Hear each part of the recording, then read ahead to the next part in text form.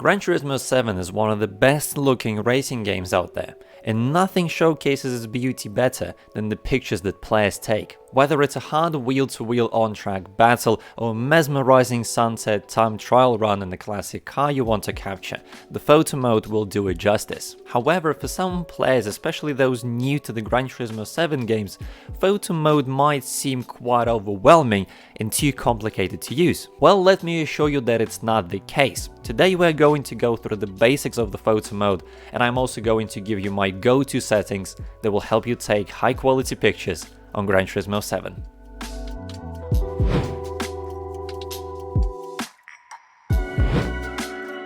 First, and probably the most important step in taking a picture, is to position the camera correctly. Most of the times your picture will have the main object that you're showcasing, most likely it's a car, and also the scenery, the background. So it's best to set up the camera in the position where the main object and the background are easily distinguishable from each other and also complement each other nicely. The easiest way to do so is to use the in-game preset camera angles. Pause the replay at the moment that you'd like to capture and scroll through the available preset angles to find the one you like. And of course, you can also set the camera manually using the free roam tool. If you do so, make sure to position the camera further away than you want your actual shot to be.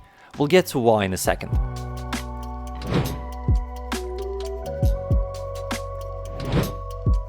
Once you are in the camera settings, the first thing you want to do is to zoom in on the picture using the left stick and move the camera a little bit with the right stick to make sure that the car is in the frame. As you can see, it adds more depth to our picture, and the car also doesn't look lost on the background. It's clearly the main focus of the picture. Next, we're going to set the focus of the camera. This is going to be the point that our camera is tracking when taking the shot. To do that, hold square button and move the left stick. The best place to put the focus is usually the part of the car that is closest to the camera. Now we need to set the shutter speed. It will determine how blurred the background of our shot is going to be. The lower the number, the more blurred the background is going to be. I usually use either 250 or 500, as it seems to be the sweet spot for the majority of race pictures. The last and probably the most important thing to do here is to set the camera panning mode. There are three modes that determine how the camera is going to be tracking the focus point that we've set earlier. In mode 1, the camera is fixed in one place, but will rotate to follow the car. That is basically how a real person would be taking a picture of a car on the track, standing in one place and rotating the camera to follow the car. In mode 2, the camera will move with the car, but will not rotate. Imagine it as if the camera was attached to the car itself, but wouldn't rotate to follow the focus point. And mode 3 has the camera rotate and move with the car at all times. In that mode, the camera will always follow the focus point we've set, so all the parts of the car will always remain in focus and not blurred. I usually use mode 2 for realistic shots as if they were taken by somebody on the side of the track, and mode 3 for some more high-speed action-packed shots.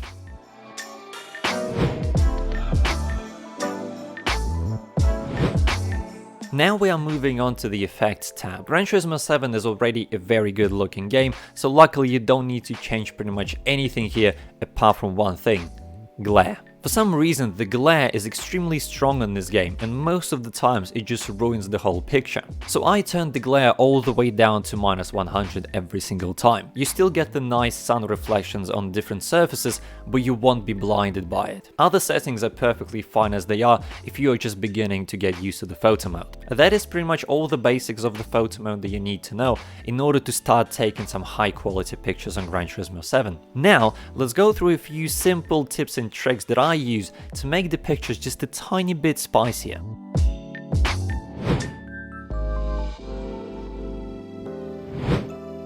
When positioning the camera on the car, keep in mind in which direction the car is moving. Leave a little bit more space in front of the car than behind it. That way you put more focus on the front of the car and where it's going, therefore making the picture more active and action-packed. You can also tilt the camera a little bit using the left stick to make the shot a bit more aggressive. Just make sure that the positioning still looks natural. If you want to blur the background more than it already is, maybe you're taking a picture with a lot of cars in the background or the scenery is big and wide, you can lower the aperture. It'll add more blur to the areas around your focus point. Keep in mind that if you lower it too much, not only the background may start looking unnatural, also the edges of the car will become blurred out, which doesn't look great. Aperture works both ways, so if you want less blur in your picture, just increase the aperture value. If the picture is looking too dark, maybe because of the cloudy weather or night conditions, you can add a little bit of exposure correction. Increasing the exposure allows more light to be grabbed by the camera, therefore making the picture brighter. I never go higher than plus 0.7, maybe plus 1, because after that the picture begins to look washed out.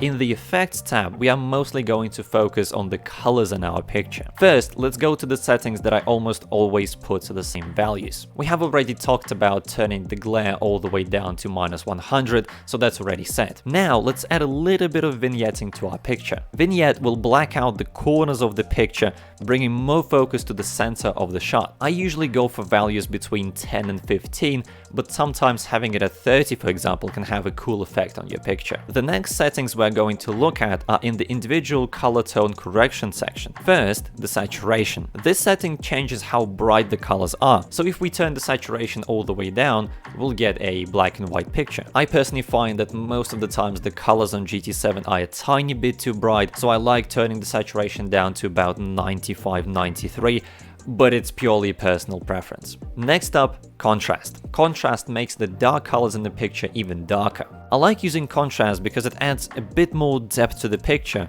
and makes the objects on the picture more defined. Again, I don't go for high values, I usually put contrast between 107 and 112. And the last two settings we're going to focus on are temperature and color cast correction. I don't use them every single time, but they can easily change the whole mood of your picture. For example, in this particular shot, I've already got all the settings that I wanted, but it looks just a little bit too boring. I want to make the sunset setting a much bigger part of this picture, make it a lot more warm. So first we're going to go into the temperature and increase it to about 6700. This will add a lot more yellow to the whole picture, therefore exaggerating the effects of the setting sun. Now I also want to make the picture warmer. In order to do so, we are going to go into the color cast correction and set the value to about 0.115. Doing this adds a bit more pink to the whole picture, which makes the whole setting a lot nicer, and we have a great contrast between the bright blue color of the car and the warm yellowish scenery. Here is the comparison between the picture without the changes that we've just made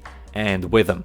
A much more interesting looking picture, if you ask me. And that is pretty much everything that I wanted to show you today. There are a few settings that I didn't touch upon purely because I don't use them and I can't give you any sort of advice on how to use them, but I encourage you to try them out and get real creative with the pictures that you take. I hope you found this video interesting and helpful, and if so, please consider leaving a like and subscribing to the channel. I'd greatly appreciate it. If you have any questions left, please feel free to ask them in the comments below the video.